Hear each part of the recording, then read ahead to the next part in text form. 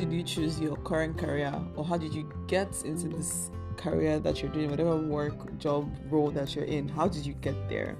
How did you know that it was a possibility for you to be able to do this job? Did you stumble into it? Did you see people model it to you? Did you see examples of that somewhere? How did you know that this job was something that was possible for you, especially if you're in a quote-unquote non-conventional job or role? Let's talk about it. One of the classes that stuck with me in my psychology undergrad was a course that we did on the psychology of career choices and career development.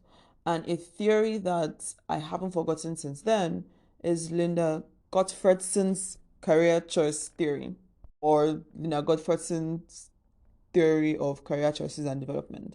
And basically, it says that people choose their occupation based on a process of circumscription and compromise, and this starts in childhood. So the circumscription part is where people rule out career options that they think are unacceptable based on how it fits with their self-concept. So basically, your career choices are shaped by your self-concept, what you think about your gender, your sex, your race, your social status, those kinds of things. And circumscription is how you then filter out what is acceptable, possible, right for someone of whatever class or category you belong to within those aspects. So the idea is that from when you're a child, as you're growing up, you begin to pick up like stereotypes about what kinds of jobs are possible. And this can be from like your family, your immediate environment, people you see in your community, or also from the media. So if all the movies you see, all the doctors are men and there are no women doctors in your community, your concept of who can be a doctor is that it's only men that can be doctors. And when you see someone who doesn't fit into that, it's kind of confusing for you. And so that is how we pick up like these stereotypes about like what genders, race, age, status, all those kinds of things are possible for certain career paths and occupations.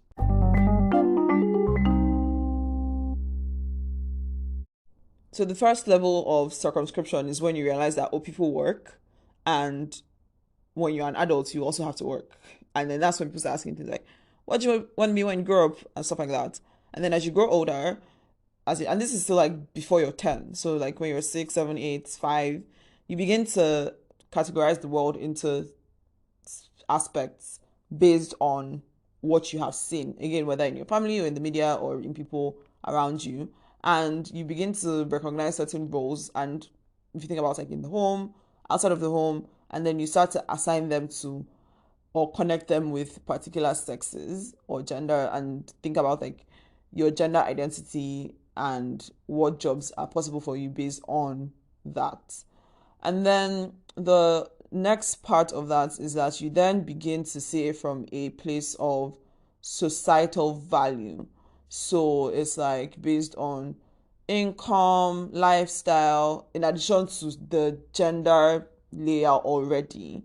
And so based on your social environment, you can be like, oh, nobody from this community like does anything that is not like physical labor, or everyone in our family is a lawyer, those kinds of things. And that starts to impact like your thoughts about what career paths are possible. And most of this is not happening consciously.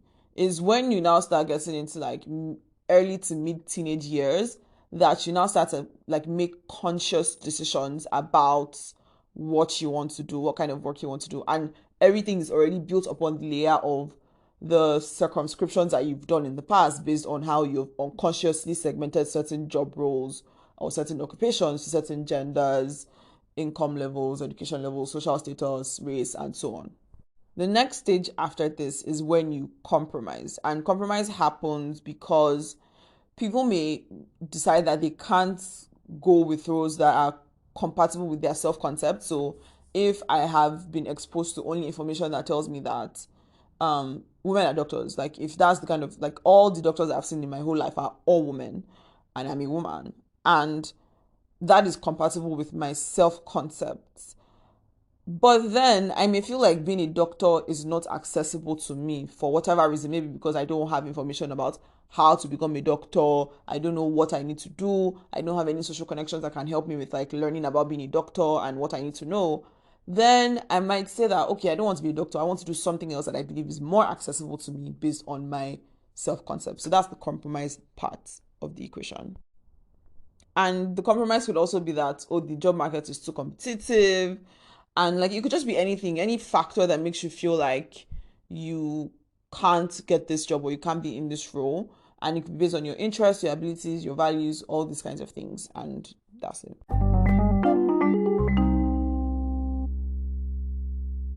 So, of course, like with every theory, this has been greatly debated to no end about whether it's accurate, what's accurate about it. No, but that's not the point. Why am I sharing this today? Where's this stuff coming from? Just this evening on LinkedIn, I saw a video where they had asked some kids to draw people in certain professions. So a race car driver, a doctor, a firefighter, and most of them had drawn men, and these were girls. And and these were like, I don't know their ages, but they didn't seem to be like older than 10. So this is before 10, they had already ascribed certain roles to men and didn't think that they could be in those kinds of positions. And so they now brought women who were in all those positions to those girls to show them that women can also do that too. And I think that is very, very important. Exposure is the best way to show people what is possible. And this is why representation matters. Like, I know we always say representation matters, it's important to see people who look like you doing things, but it really does matter, because the more you see people who look like you, who have experiences similar to yours, do things, the more you believe that it is possible for you to do those things. Again, some people will be the first to do something, or they will like break a barrier. But the more people see something as possible, the more likely they are to try for that thing. And another part of the theory that I think is critical is the part of compromise, where because of a lack of access to information, because of lack of training, because of perceived difficulty of going into the role or something like that, people then compromise instead of doing the thing that they really want and then take something that is different to that. And I think that is also why it's important, like all these trainings and advocacy work and talk, especially in getting people into STEM careers, science, technology, education, arts, science, technology, engineering, arts, and mathematics related occupations where women are underrepresented. It's important to continue to do that advocacy work, to share, to showcase people who are doing those things in those positions, so that people know that they can do it. Whenever people talk about how can we get women into tech and they're only focusing on women in uni or girls in secondary school, I'm like, guys, while it's like by this point people have already made decisions and it's harder to make them see that, oh, this is possible. We should be going younger, from like primary school, kindergarten, even like the images, the way like cartoons are drawn. Like if all the illustrations of doctors in the classroom are only of men, like what message are we passing across? So yeah, it's very, very important, from career fairs, having primary school talks, allowing feed like into the natural curiosity that children have. Children are naturally curious, right? And instead of like limiting people to say that, oh, girls do this and boys do that, show them everything. The same also applies in the reverse. Like, think about it. How many male nurses do you know? But like, what if, and that's because like the way it is, if you think about any movie, most movies, especially when we were younger, most of the nurses, if not all, are women. And when you see a male nurse, there's a disconnect for most people that are like, men can be nurses. But why can't men be nurses too if they want to be? So basically, it is important to expose children from when they're really young to diverse models of different kinds of careers that they can do, so that there's no limitation on their minds. It doesn't make sense to wait till people are going into uni to start saying, well, do you know that you can do a career in this? No. From when they're young, from the kinds of messages that we put out, the kinds of media that they consume, all these kinds of things, is important to show children limitless possibilities. And on top of that, make it easy for people to access information about how to get into those jobs, because that's one thing that blocks people, like not knowing how to get into the job, right? So make it easy for people to get resources, make it easy for people to know what they can do, teach people, train people, especially as they grow older and start to choose what kinds of careers they want to do. All right, bye. A quick reminder that I am accepting questions for the podcast. If you have any questions that you'd like me to cover, any things that you'd like me to talk about, please fill the form. I'm going to put the question form in the show notes. So, yeah, bye. Thank you for joining me on today's episode of A Couple of Things. If you enjoyed this episode or found any part of it insightful, don't forget to share with your friends on your social media, and be sure to leave a comment or a review if you can on your podcast listening app. Thank you.